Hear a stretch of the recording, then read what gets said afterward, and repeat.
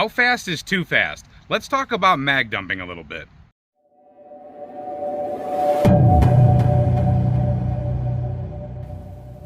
What's up, YouTube? Welcome back. We have something to talk about and demonstrate today that is sure to stir up some controversy. Not that that's what I'm trying to do, but it always does. We need to talk about mag dumping. Specifically, we need to talk about mag dumping versus controlled pairs or controlled shots in general. And when I'm talking about mag dumping, I'm talking about mag dumping, like letting them rip. Some out there have the belief that letting it rip, mag dumping, Swiss cheesing people, or burning it down's another one that I've heard, is the way to go in a defensive situation. I mean, that's one way to handle it, but I think that that could lead to some problems. We'll discuss those problems here in a little bit, but we want to talk about the other camp of people, the usual other camp, and that's people who believe in stopping power or stopping shots. Sometimes they carry totally different types of firearms because of this, but the idea is take a controlled shot or a controlled pair and see how that does. Let that register for a second. After that, if need to, apply some more pain. Force, whatever you want to call it. The idea behind putting a couple shots on target and then evaluating is that simple. I mean, you're just evaluating to see if those two shots were effective, as opposed to the mag dump method of, we don't care, we've engaged in a situation, and that opponent, whether it's an animal or anything else, is going to have to just get hit until it drops. We can't take any chances. Now that usually follows the high capacity, smaller caliber crowd. Let's go ahead and call it the 9mm crowd.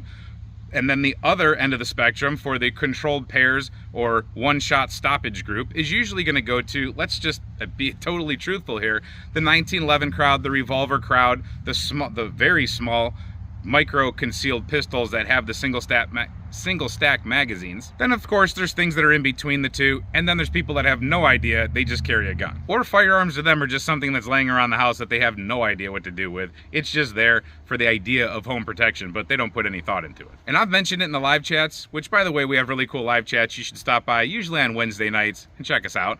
But I have mentioned in those live chats that I am the kind of person that believes a couple shots applied, maybe even just one, and then evaluate the situation. If that situation will allow that. Sometimes it just doesn't. But for the most part, I'm not the mag dump type of person. Again, nothing against that school of thought, it's just not my school of thought. I've worked with, been around, am friends with people that do it all sorts of ways. We have these conversations quite often. One of the training classes I was at one time, something very interesting came up regarding this topic, and we immediately went to go doing a test to prove that this can be a problem. I'm going to share a version of that test with you. It's pretty much the same thing, except for I wasn't the one that originally conducted it, so off the top of my head, I think I've got it right, and it does give you information. The idea that I'm going to attempt to convey today in real life here with real life firearms is that your target may not still be there when you're taking some of these shots. We have something called a reactionary time in our head. So it takes us about, on average, as humans, about a quarter second to process any information that we get and act upon it. All right, quick editing insert. A couple times throughout this video, I'm pretty sure that I said the average time would be a quarter second for reaction. I mean that to be the absolute fastest time that the average person would be able to do it. So most people are a lot slower than that. I mean, moderately slower than that. But some people can get under a quarter second reaction time for any given scenario and any given stimuli, but most of us are going to be a little bit above a quarter second for sure. Like I said, the fastest is usually around a quarter second. For instance, we're very used to the shot timer.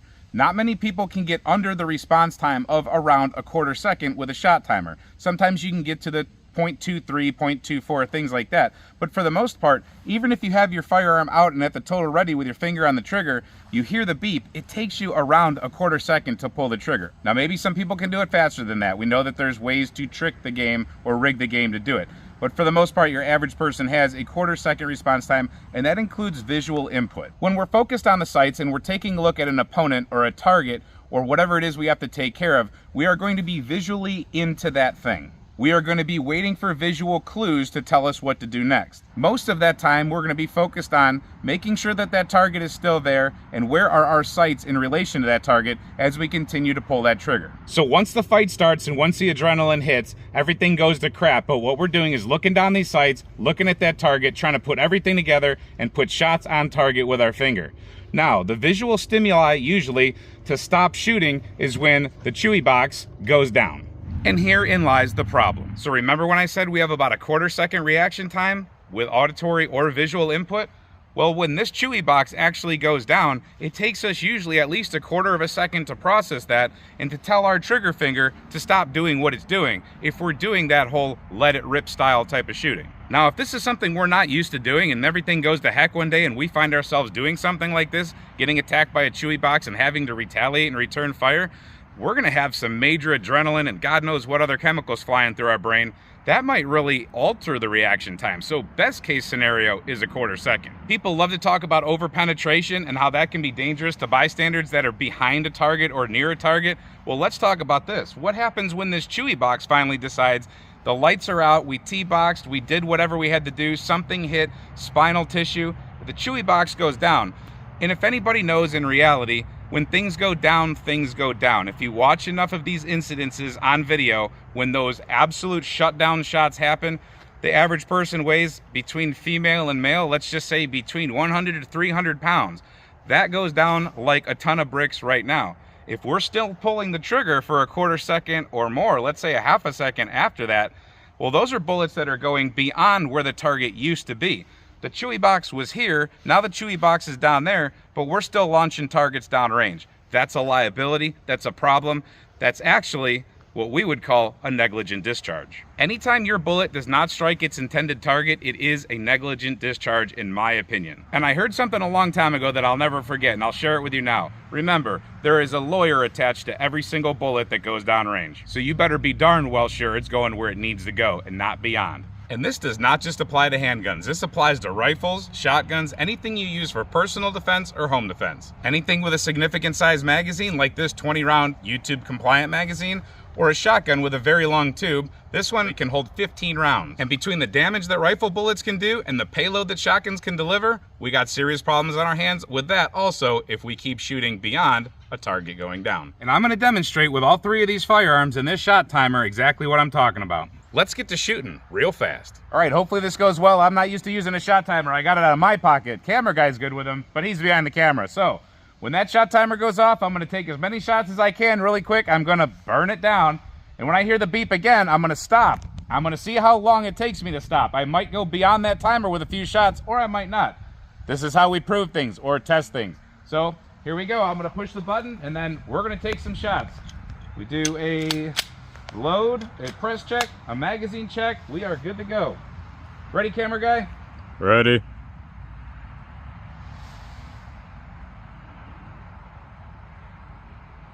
And I guess I didn't push the button hard enough. Let me try that one more time.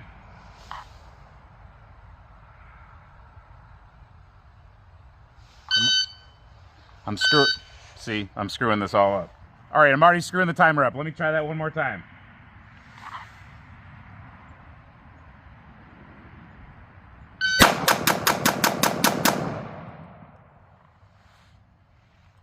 All right, and we have here, camera guy's gonna have to do this. I'm switching. He uses the shot timer, not me. Tell us what we're looking at, camera guy. So first shot rang off at 22 hundredths of a second after the first beep, and we had 7 shots before the second beep. And we also realized during editing that I only took 2 shots after the final stop beep. We just read the timer wrong. I must have bumped it or something. Hey, gun tubing ain't easy. Sorry, guys. And 3 shots after the second beep. So I took 3 shots on that target after the beep. So after that Chewy box would have started to drop down, I took 3 more shots.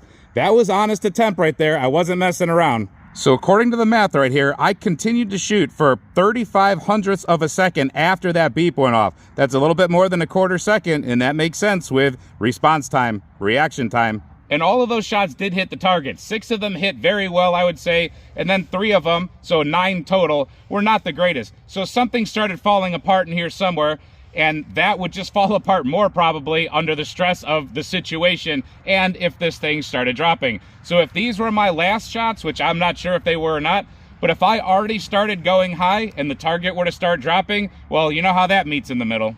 Let's paint that target up and try it now with a rifle. And I forgot to mention, for those that care, that's a Smith & Wesson M&P 40 caliber 1.0 with my hand loads, 180 grain, full metal jacket, backed up with power pistol. As far as the gun I'm gonna use now, this is an M&P Sport 1, the original. We have, like I said, a YouTube compliant magazine in here, and I'm gonna let it rip with this thing. This thing's totally stock, so we're gonna see how this goes. It's got the military style trigger in it, or the mil spec, whatever you wanna call it. So it's not a great trigger, but I can still get down on it pretty fast. Let's see how this goes. All right, I'm gonna try to get this right.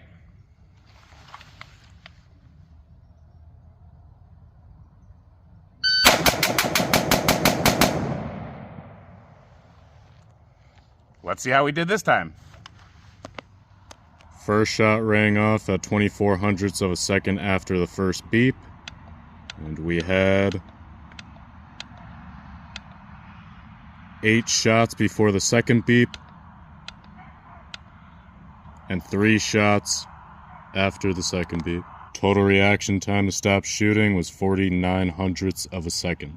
And I can admit that I actually felt that a little bit. I knew I took at least, you know, 1 extra shot. I kind of realized that the beep was happening as I took that last shot. It was just, I totally felt my brain stagger on that. So it is real. Reaction time is real.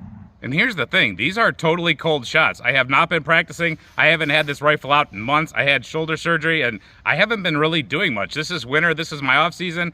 I go to the range a lot. I go do a bunch of classes and stuff in the summer. So I'm not even used to being on the clock. I'm very cold running this, and that's what most of you are gonna do in the real world. And I do wanna point out, not about my shooting or anything, but because it's a rifle, the controllability of a rifle is awesome. All 11 shots are here and here, so that is pretty darn good. I like rifles a lot, but you can't carry rifles with you all the time. But keep in mind, if you do miss any of these shots with a rifle, you are sending a lot more power downrange, and sometimes a lot farther. And I will bring up something real quick that I know is gonna come up in the comment sections, because it is kind of true, and I'll use the shotgun to demonstrate it without firing. We are going to sometimes, and people are gonna talk about this for sure, we're gonna have the ability to follow a target down sometimes. The example would be, we sometimes knock plates down with pistols and we follow them down and continue to shoot, usually at a slower cadence. Some of us know how to lead animals when we're hunting. Some of us have been through enough video games where we can do all that stuff. However, in real life, again, reaction time. Even if we could follow a target down and continue shooting, we have to register the initial drop. So I just want to get ahead of that comment. Now let's move on to shotgun. Now the good old home defense shotgun. If you're in your home, you might have a less likely chance of doing something out in the wild. However, if you are some sort of a law enforcement or something like that, anybody that's going to carry this as a duty firearm, doing some sort of a security, or for God forbid you have to rush into a scenario and go after an active shooter type of situation, you might be carrying a shotgun. And again, the same situation applies. A lot of shotguns for those purposes are loaded with, at home a lot of times with birdshot, but out there in the duty scenario, they can be loaded a lot of times with slugs. Those are big, heavy slugs carrying a lot of energy downrange. They can do some serious damage, but even more often, in my opinion, they're loaded with buckshot. And buckshot disperses with distance. Buckshot carries a lot of pellets. Usually your average buckshot load for defense, no matter how it's configured, is gonna be 8 or 9 pellets in a 2 3/4 inch shell. Start adding those up with multiple shots, just do the multiplication on 8 or 9 pellets. It puts a lot of projectiles downrange real fast. So let's do the exact same scenario with a shotgun. Again, for those that care, this is a Mossberg 930, awesome shotgun. It's the old style of 930. This is the Snow Goose version. It has a 13 round tube plus 1, plus if you ghost load one, you got 15 altogether. It is a pretty awesome home defense or hunting package. Let's get to shooting it. And supposedly camera guy switched up the initial start time on me. I don't know where it's at because I don't want to get used to it. So we make sure everything is set to go, and let's see how we do.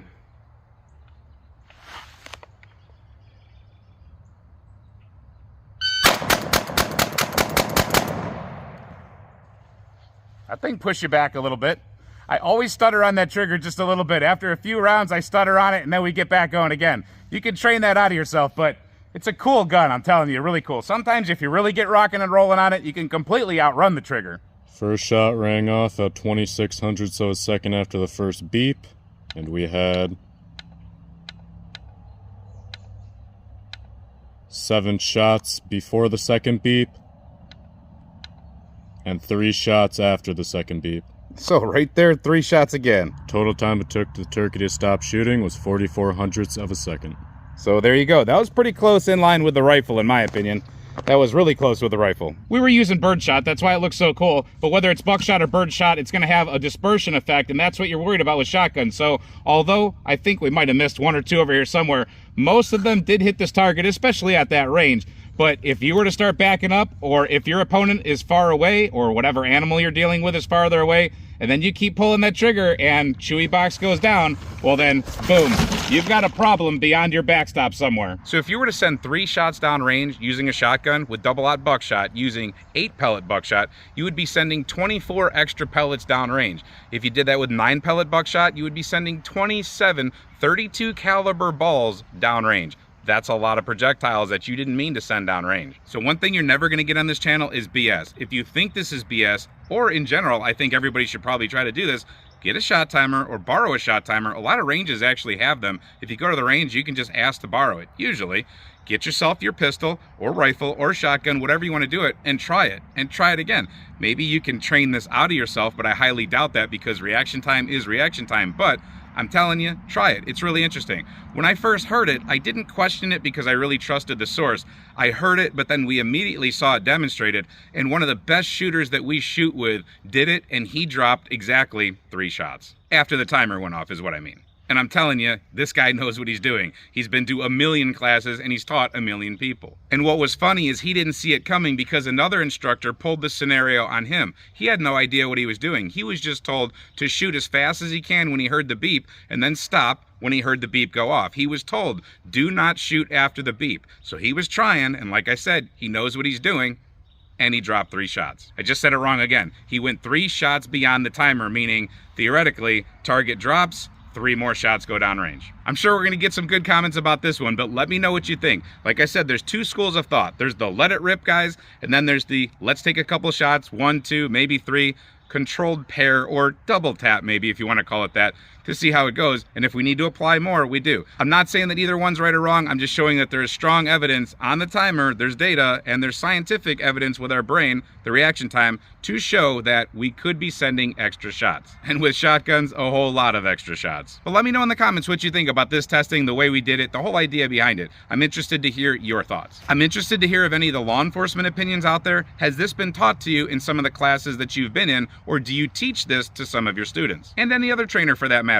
Has this ever come up, or is this something you teach to your students? So I hope you enjoyed this video, and I hope you found this helpful. If you did like it, if you did find it helpful, if you could give it a thumbs up and a share, that would be awesome. If you like these types of videos, maybe consider subscribing and clicking that notification bell so you don't miss any of our cool videos when they drop. If you feel compelled to help support the channel, we are on Patreon, and we do have the join button turned on YouTube. Thank you to everybody that's already joined in either place. Thank you for watching this video, and until we see you at the next one, stay safe, have fun, and keep shooting. Maybe get some payback on some Chewy boxes that weigh like 100 pounds at your doorstep. I know the UPS drivers would just love to shoot them.